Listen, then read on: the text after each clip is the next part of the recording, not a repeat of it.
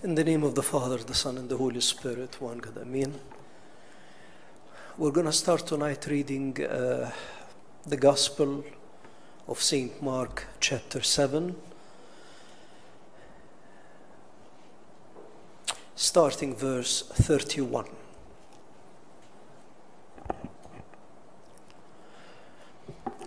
Then Jesus left the vicinity of Tyre and went through Sidon, down to the Sea of Galilee and into the region of Decapolis. There some people brought to him a man who was deaf and could hardly talk, and they begged Jesus to place his hand on him.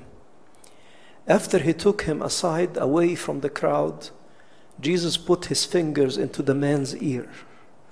Then he spit and touched the man's tongue. And he looked up to heaven with a deep sigh, said to him, Ephphatha, or be opened.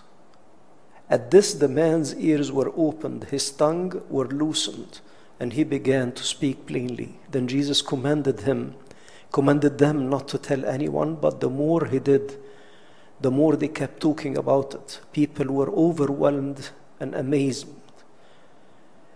He has done everything well, they said. He even makes the deaf hear and the mute speak. So again, as we have noticed from the beginning in the Gospel of St. Mark, events are moving quickly. As we said in the very beginning, the Gospel of St. Mark is the shortest one and the fastest one. Because he wrote to the Romans, he depends more not on big speeches by Jesus, but by action. Moving from one miracle to the other, and as we have noticed, more people are knowing about him, more people are believing, and at the same time, more people are angry. People believe, especially the sinners, especially the poor, especially the people, the regular people, and on the other side, the religious people, the priests, the Pharisees, the rabbis, are more and more angry. And the question is starting to get more and more, who is this man? And if you remember with me, the first verse that we started with was, this is the gospel of Jesus Christ, the Son of God. So after the miracle he did last time with the women from Canaan, today it's another miracle. A man who was deaf and mute.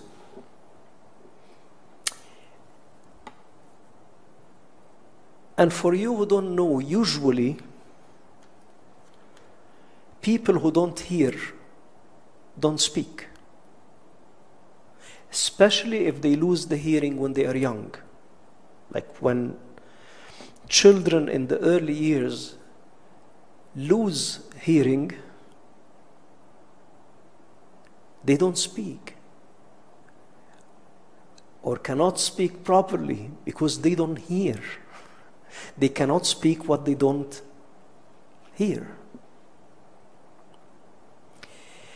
So here the miracle is not only healing the ear,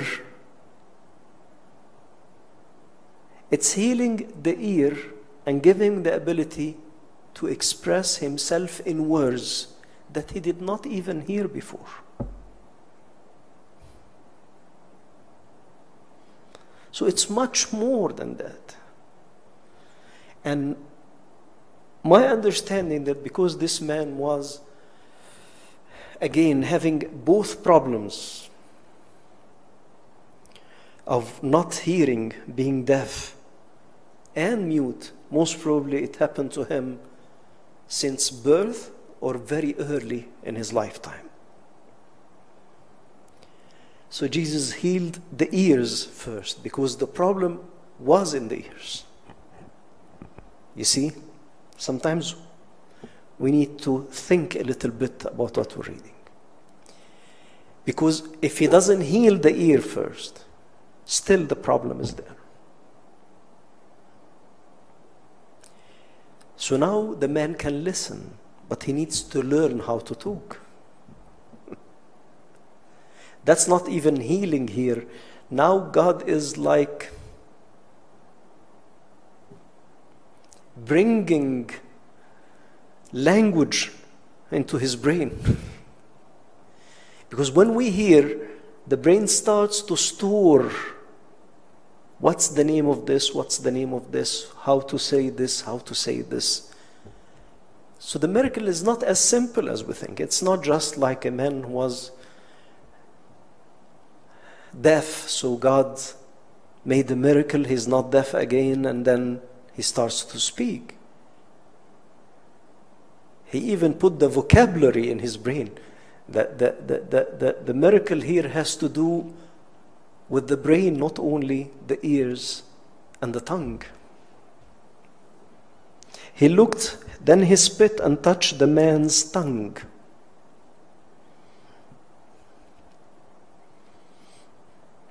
So he healed the ear.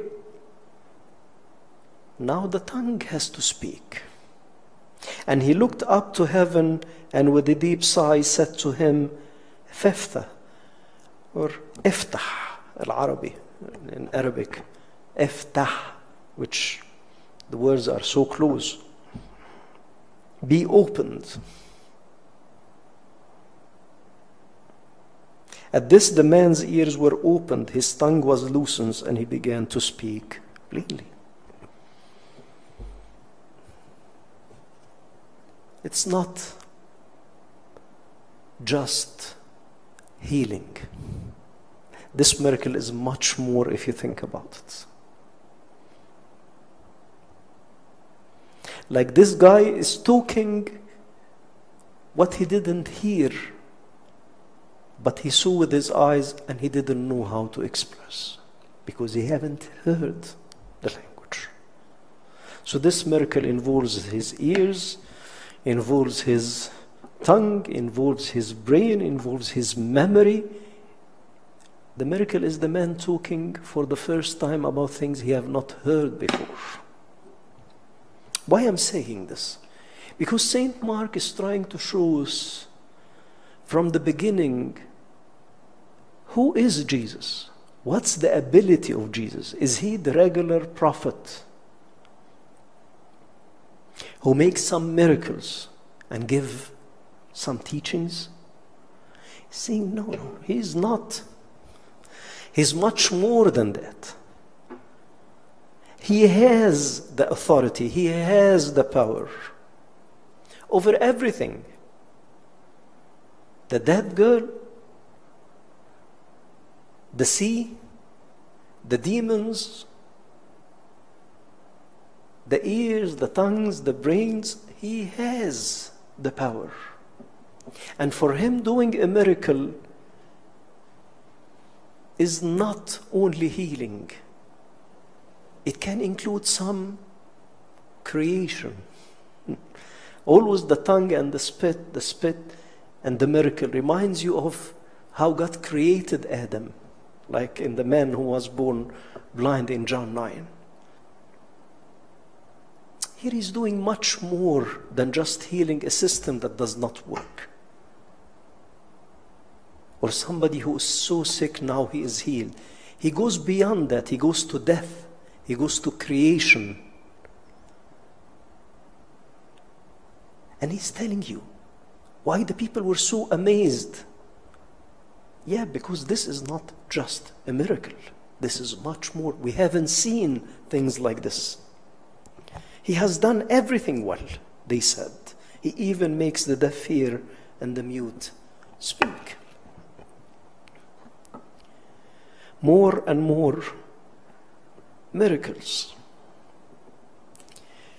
Chapter 8, during those days, another large crowd gathered. Since they had nothing to eat, Jesus called his disciples to him and said, I have compassion for these people. They have already been with me 3 days and have nothing to eat. If I send them home hungry, they will collapse on the way because some of them have come a long distance.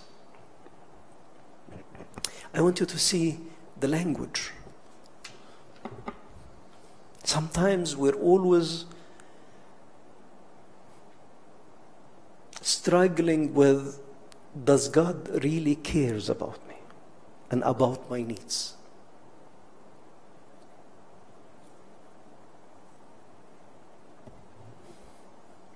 Yes.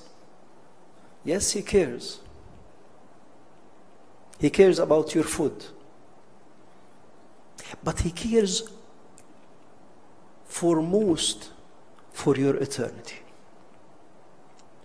You were born to live forever. And the main goal of Christ, that you would have life abundantly, that you won't die.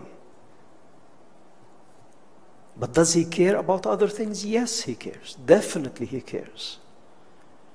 Do you think God will lose anything by giving you all what you need? Does He have shortage of giving you clothes or food or success? Is He going to take it from somewhere and give it to you? No, it's easy for Him. Let there be light, and there was light. He cares. And the word that was used here, He had compassion. I have compassion for these people. And the compassion here was concerning that they were hungry. And they will travel and they will walk for long distances, and I'm worried that they would collapse. Here you see how much He really cares about things that are not eternal or things that are not spiritual. He cares. So why would God allow diseases and hunger and famines? Yes. Number one, I really don't think that He allows these things as much as we cause these things to us. Many of the disasters in the earth are man-made. So we're not now asking why don't you? The right question, how did we reach that? Is it God or us? Who's abusing the earth? Who's polluting the water? And if there is no price for this, would we ever learn to do right and not wrong? Now we're not asking God to help. We're asking Him we keep doing wrong and no result for that. It's like we're asking God to wipe away our mistakes without us even realizing that we're doing something wrong.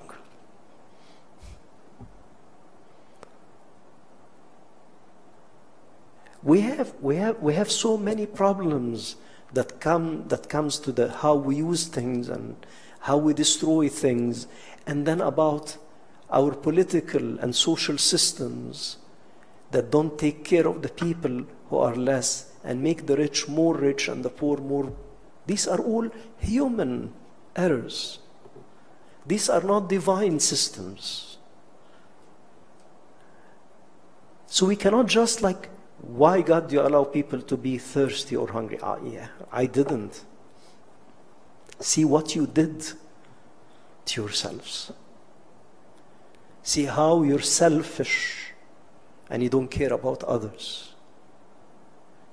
And He's even going to use even the worst scenarios to create good things. But the compassion is there. I have compassion for these people. In chapter 6, there was a miracle. Little difference in details, but the idea is one. His disciple answered, "But where in this remote place can anyone get enough bread to feed them?" How many loaves do you have? Jesus asked. 7, they replied. Last time it was 2 loaves and 5 loaves and 2 fish. Now 7. He told the crowd to sit down on the ground. When he had taken the 7 loaves and given thanks, he broke them and gave them to his disciples to distribute to the people. And they did so. They had a few small fish as well, and he gave thanks for them also and told the disciples to distribute them. The people ate and were satisfied. Afterwards, the disciple picked up 7 baskets full of broken pieces that were left over. About 4,000 were present. After he had sent them away, he got into the boat with the disciple and went into the region of Dalmanutha.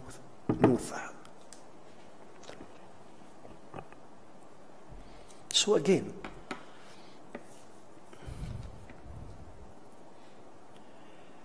I just want to tell you a few things.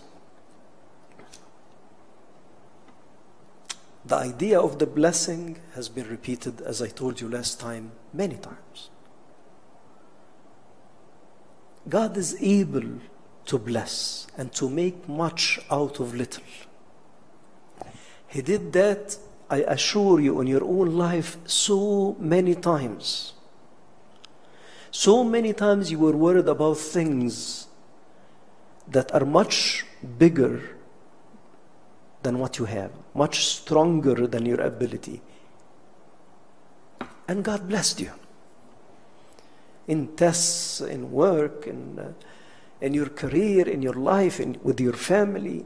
Ask your parents, they will tell you miracles that happened in their life. Moving to the States and how they established, how did they start. Lots of things. We all have stories about God's blessings.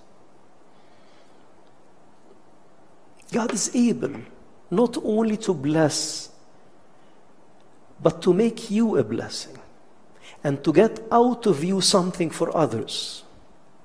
And out of these hungry people, he got baskets full of food that will go to other people. If we just believe and trust,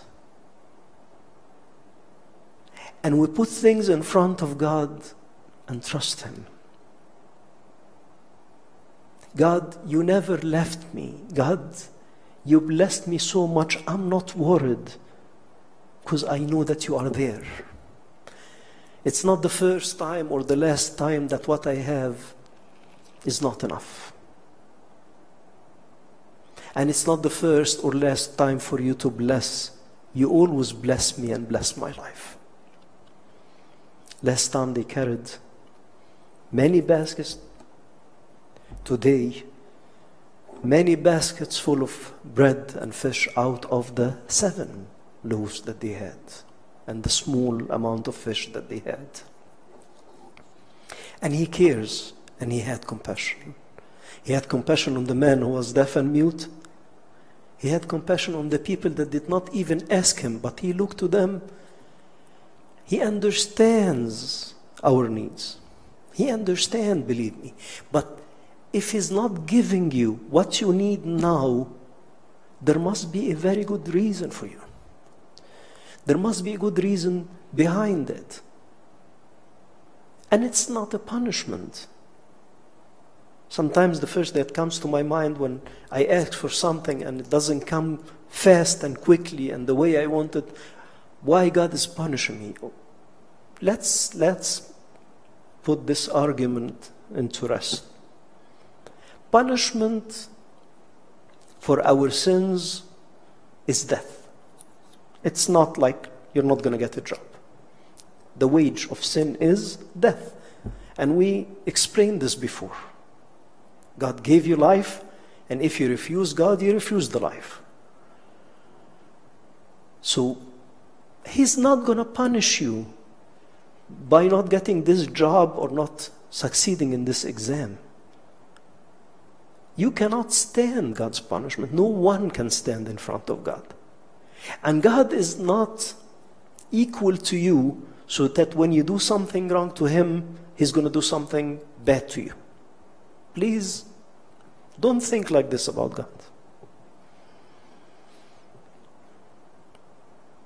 The price might be just your own mistakes. Like you did not study, you didn't succeed. As simple as that. Or maybe He's teaching you something higher than that. More faith, more patience. Or maybe He's protecting you from something that can come with what you need or what you want. But the idea that He's punishing you is a little bit childish. Because we think of God in that case like that person that when I did something wrong to him, he did something wrong to me. God is not evildoer. He's doing good things to all. He shines His sun upon the good and the bad. And He's not going to lose anything giving you whatever. So He's not in need. He is so rich and He can give all. So either He wants you to learn something from your mistakes, to know the price of the mistakes and what do they lead to, or He needs you to learn something positive like patience, like feeling the pain of others, like. So always let your mind think in that direction.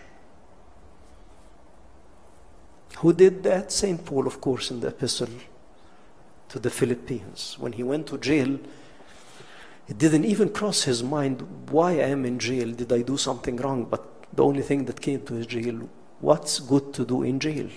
There must be a reason why I'm here, and the reason is good. To encourage the brothers that are serving, great. To reach out to the officers and the people in the palace, excellent. For me to accept death, yeah, for me to live as Christ and death is gain. Everything positive when he went to jail. So I hope, my precious brothers and sisters, that we know that Christ has much more than what you think to give you. Much, much more. The bread was easy, but more baskets for others?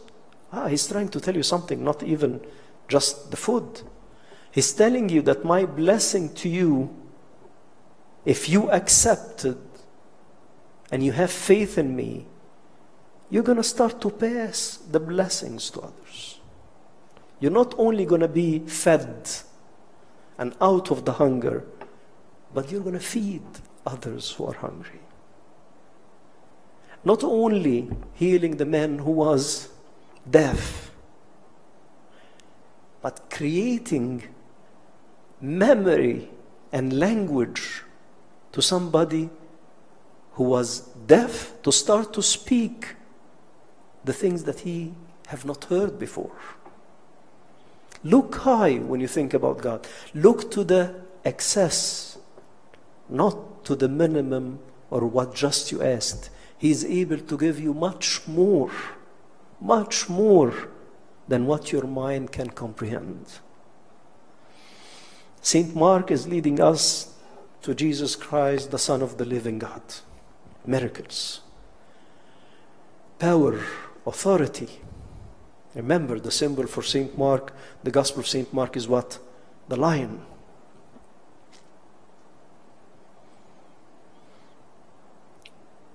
So Jesus Christ, little by little, spreading the word, not only by speaking, but mainly in the Gospel of St. Mark, by deeds and acts.